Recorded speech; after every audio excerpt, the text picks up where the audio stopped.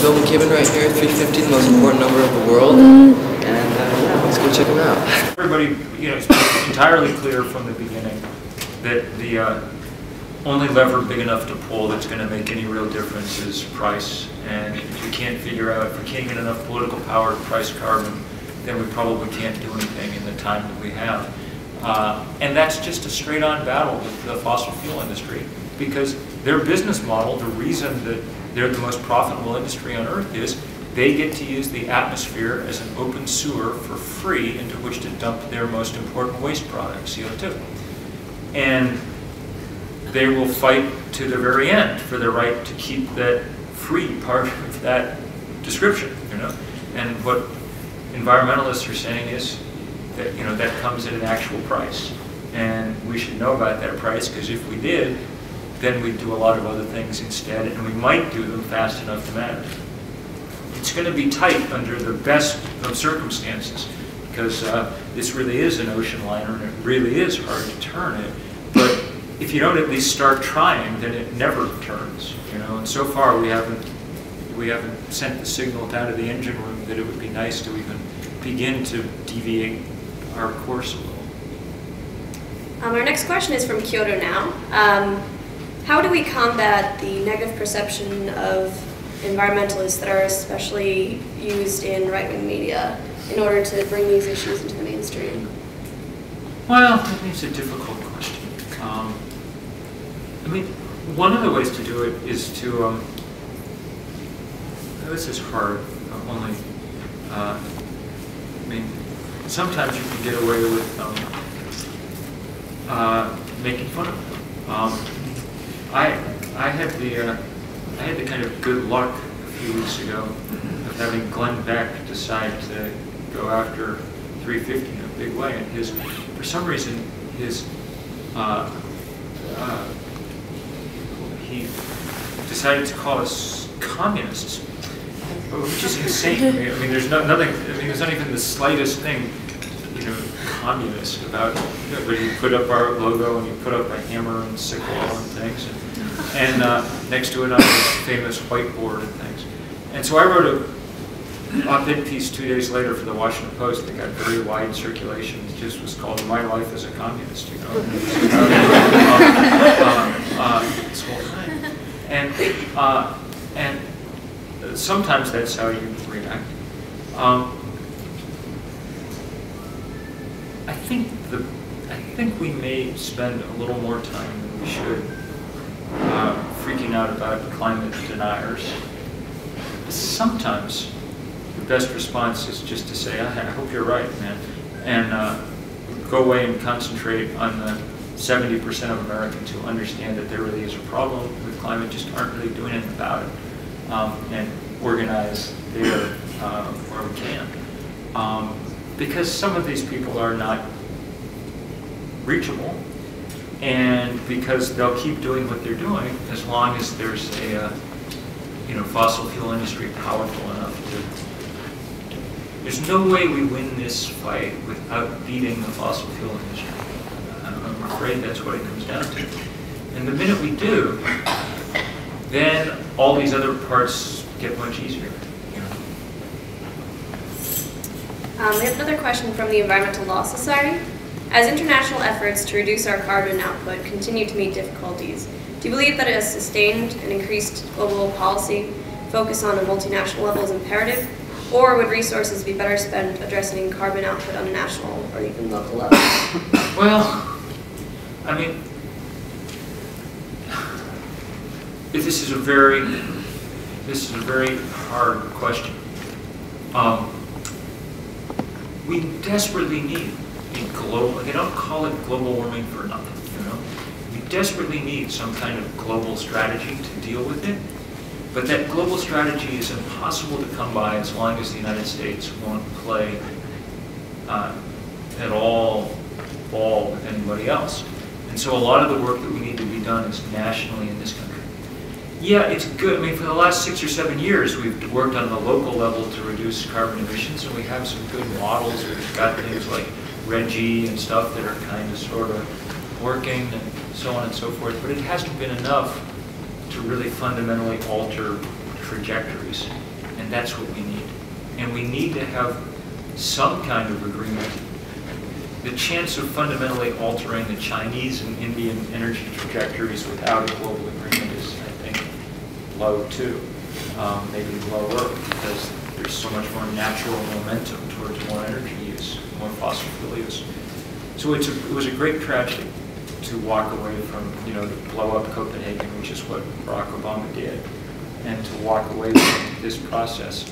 And hopefully some set of pressures will force us back to it. Eventually, some sort of pressures will. Eventually, something will happen in the natural world that wakes people up enough and scares people enough that they get down to doing this stuff. The question is whether it will happen in time, and whether when it does happen, we have the networks and ideas and things in place to channel that inevitable energy in a good direction or not. But sadly, I'm afraid Mother Nature is going to give us repeated learning opportunities. Our next question is from the Sustainability Hub. How do you choose what information to convey about climate change, and what different methods you use to do that as a journalist and grassroots organizer, so kind of depending on the audience? So as a journalist, and when I write books, you can be very, I can be a little expansive, and The End of Nature, which was the first book that I wrote about all this, was really a prolonged meditation on the kind of sadness of it all, and the fact that the natural world had ceased to be at some level a wild place anymore, and that sadness was the dominant motif, and it was powerful because it was extended, and so sometimes that's appropriate.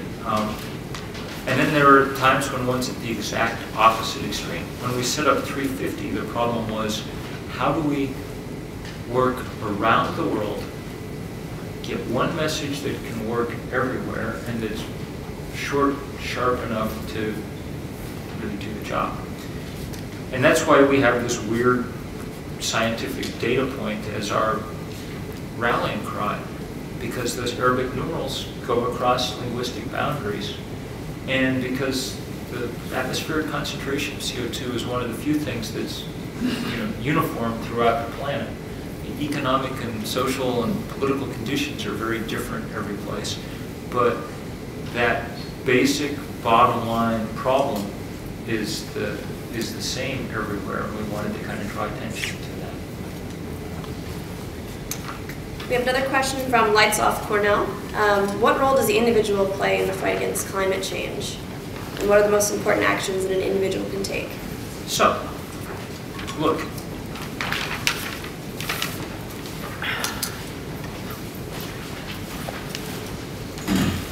It's individual, I want to just, I'm pausing because I want to be clear in that individual action is extremely important. We all should be doing the things that we know how to do, and I've spent some of my life doing those things. I mean, I have a plaque on our house for being the most energy efficient house in Vermont the year we built it. And I had the first hybrid car in the state of Vermont, and on and on and on. Those are all important things. But the math, as I say, is pretty daunting, and you can't make it add up in the time that we have, one person at a time, if that's all you do. So the obligation, I'm afraid, is to also figure out how to do something politically effective on a scale that might actually matter, which means on a national and global scale too. And the only way to do that as an individual is to come together with other individuals and form something larger than yourselves. And the good news there, I think, is that one of the problems that we have, we're talking about this at lunch all day, in this society, is our incredible tendency to think of ourselves as individuals all the time. And one of the good and useful things about political work of any kind is that it kind of forces you to have some kind of community in which to work, a very useful thing in many ways. And you can feel the strength of that, being in power shift, wherever it is. It's a different feeling and a good one. So yeah, work on the individual level, but probably the most, to answer the question, the most important thing an individual can do is become politically engaged, which means going beyond being an individual in these cases. Our question from the New World Agriculture and Ecology group is, for the upcoming 2012 Farm Bill, what are the top 3 priorities that need to be focused on that can ensure the reduction of greenhouse gas emissions, as well as mitigate the additional stresses that climate change will put on food security? Well, anything that boosts local agriculture helps a lot. The endless subsidization of corn and soybeans is ruinous ecologically, economically, ethically, in a world where we're now producing ethanol on such a scale that the price of corn is ratcheted up around the world. The amount of sheer folly in our farm bill is amazing. And I think the way to think about it, if we're going to make progress, and this is something that my friend Michael Pollan, I think, has said, we should not be thinking of it as a farm bill. We should be thinking of it as a food bill and describing it in that way. And the point of the bill should not be to help conglomerate farmers keep doing what they're doing. The point of it should be to have a rational food system in this country. Of course, the thing that would help the most would be a price on carbon. Because the minute that happened, much of the intense industrialized agriculture of the Midwest simply wouldn't happen anymore. And there'd be a natural and quick transition toward many more local food systems, I think. We have one more question from the Sustainability Hub, and then we're going to open it up to more questions from the floor. Is it possible to stop climate change, or are we beyond the tipping point? Well,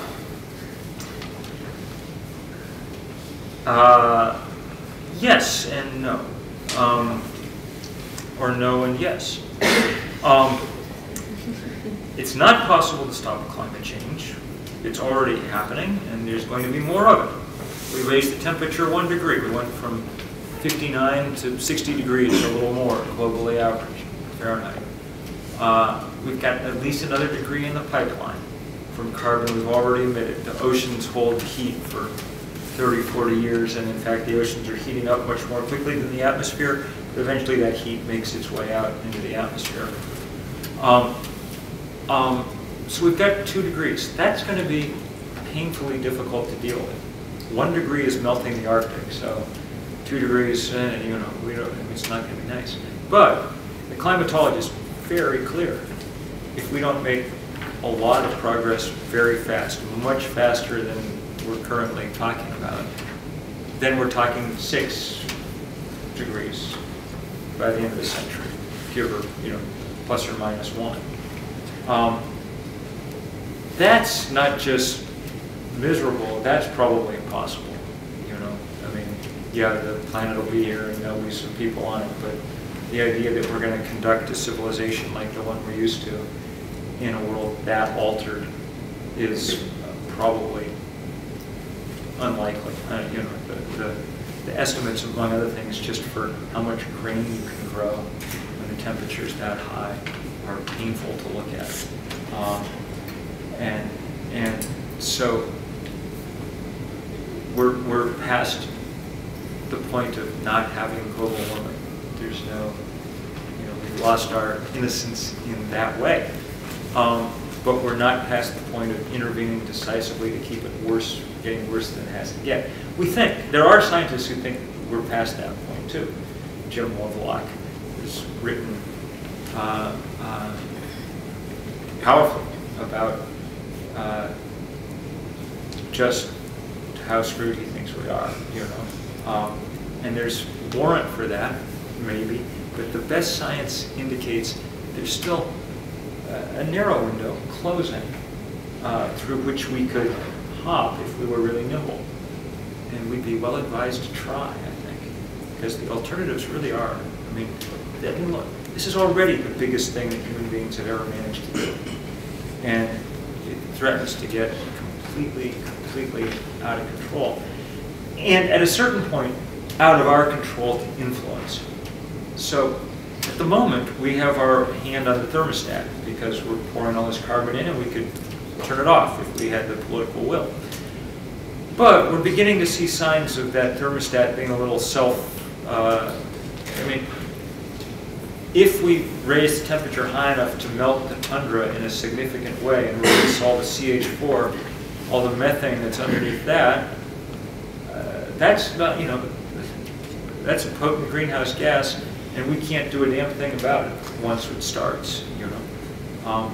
So now's the moment. If we're going to act, now's the moment to do it.